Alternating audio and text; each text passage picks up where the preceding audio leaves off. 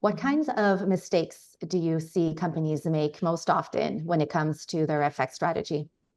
So, in my experience, the first observation I often have is that companies don't have an exchange strategy to begin with. Mm, As an export credit agency, we're always looking to help Canadian companies mitigate risk and access working capital. So, we will sit down with a company and review their financial statements with them. And usually, the first thing we'll see on the balance sheet is an FX loss, and it can be substantive. And so, we'll ask, oh, so how did this come to be? And often the company will just say, "Oh, it's just a cost of doing business," or "I'll just take the hit. It's fine." And then there's some companies who are more strategic who will put an FX strategy in place to make sure they're not leaving money on the table.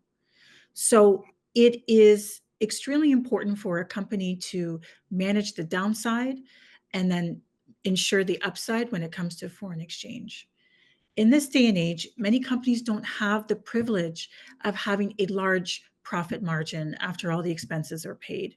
On mhm. average, the majority of companies have what, between 5, maybe 10% margin? Can you imagine with the tight margin that your company has, and there's a substantive swing in the FX in the global market, your profit is gone. How much more business will you have to go and generate to replace that loss?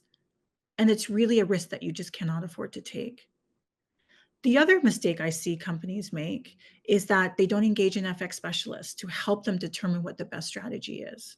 So it's highly recommended that you speak to a financial institution, whether it's your bank or a private financial institution, there are many, and speak to an FX strategy, excuse me, a specialist who can help build a Mhm. plan that's best suited for your business.